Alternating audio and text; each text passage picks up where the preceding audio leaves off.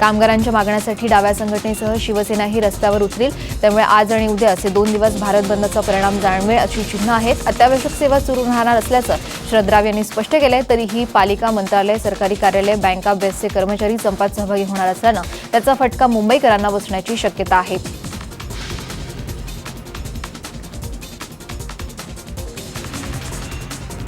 Agusta Westland helicopter खरेदी प्रकरणी होत असलेल्या गैरव्यवहाराच्या आरोपांवरून भारतानं ब्रिटनकडे चिंता व्यक्त केली आहे। तर घोटाळ्याच्या चौकशीत पूर्ण सहकार्य करण्याचं आश्वासन ब्रिटनचे पंतप्रधान कॅमरून यांनी दिलंय। दरम्यान कॅमरून आज अमृतसरला जाऊन तिथल्या सुवर्ण मंदिराला भेट देणार आहेत। तसंच जालियनवाला बागमधल्या शहीदांना सुद्धा श्रद्धांजली वाहणार आहेत।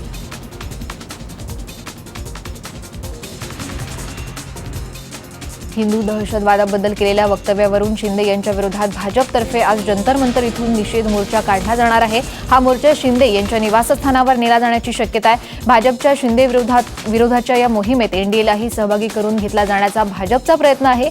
आज होणाऱ्या बैठकीत अंतिम निर्णय घेतला जाईल।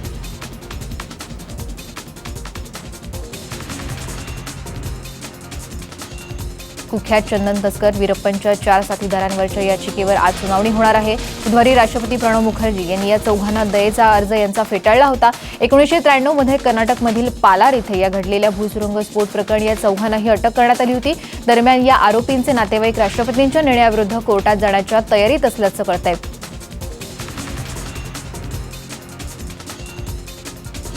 आगामी अर्थसंकल्पीय अधिवेशन सुरळीत चालण्यासाठी लोकसभा अध्यक्ष मीरा कुमार यांनी बुधवारी सर्वपक्षीय बैठकीचं आयोजन केलेलं आहे। संसदेच्या अर्थसंकल्पीय अधिवेशनाला फेब्रुवारीपासून सुरुवात होणार आहे।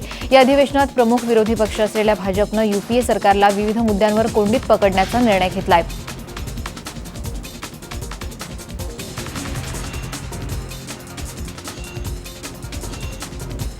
राज ठाकरेंनी नारायण राणेंवर टीका केल्यानंतर स्वाभिमान संघटनेनं प्रहार या वर्तमानपत्रातील लेखाचं भव्य पोस्टर लावून राज यांच्यावर टीका केली। राज यांच्या वक्तव्याचा राणेंनी चांगलाच समाचार घेतलाय। त्यानंतर काल नितेश राणे यांच्या स्वाभिमान या संघटनेनं राज यांच्या समाचार घेणारे पोस्टर्स मुंबईत लावले।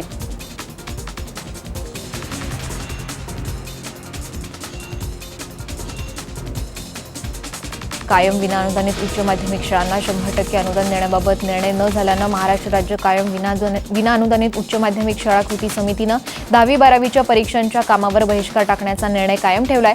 समितीतर्फे आजपासून आझाद मैदानात उपोषणही केलं जाणार आहे।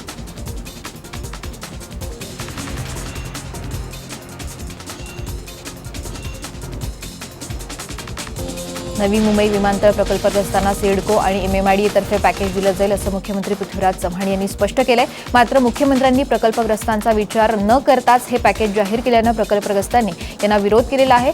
जमिनीच्या बदल्यात 35% विकसित भूखंड आणि एकरी 2 कोटी रुपयांची मागणी प्रकल्पग्रस्त संघर्ष समितीनं केली आहे। स्कूल बस ओनर्स असोसिएशननं संपात सहभागी न होण्याचा निर्णय यापूर्वीच जाहीर केला आहे। त्यामुळे शालेय विद्यार्थ्यांची ने-आण करण्यासाठी स्कूल बस सेवा संप काळात उपलब्ध असेल। मात्र स्कूल बसमधून जाणाऱ्या त्या शाळेच्या मुलांव्यतिरिक्त ज्यांची संप काळात गैरसोय होत आहे अशा शालेय आणि महाविद्यालयीन विद्यार्थ्यांनाही मोफत बस सेवा देण्याचा निर्णय स्कूल बस ओनर्स असोसिएशननं घेतला आहे। ज्या मेडिकल स्टोअर्समध्ये फार्मासिस्ट नसेल त्याच्या एफडीएनं कारवाई सुरू केलेली आहे। या कारवाईचा निषेध करण्यासाठी मालक आणि फार्मासिस्ट यांनी बंदमध्ये सहभागी न होण्याचं आवाहन महाराष्ट्र फार्मासिस्ट वेलफेअर असोसिएशननं केलंय। मुंबईसह राज्यातील दुकानं बंद ठेवून रुग्णांचे हाल करणाऱ्या संपांचा संघटना जाहीर निषेध करते असं असोसिएशनचे अध्यक्ष सुजीत परमार यांनी स्पष्ट केलंय।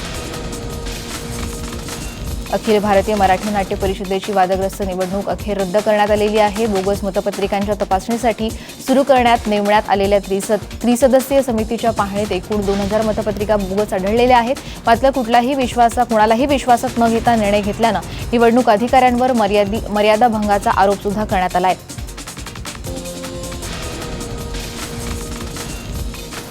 सनी लिओन 2012 मध्ये सर्वाधिक सर्च झालेली सेलिब्रिटी ठरली आहे। डिसेंबर 2012 मध्ये 3.5 कोटी लोकांनी इंटरनेटवर सनी लिओनला सर्च केलंय। विशेष म्हणजे यापूर्वी कतरिना कैफ इंटरनेटवर सर्वाधिक सर्च केली जाणारी सेलिब्रिटी होती।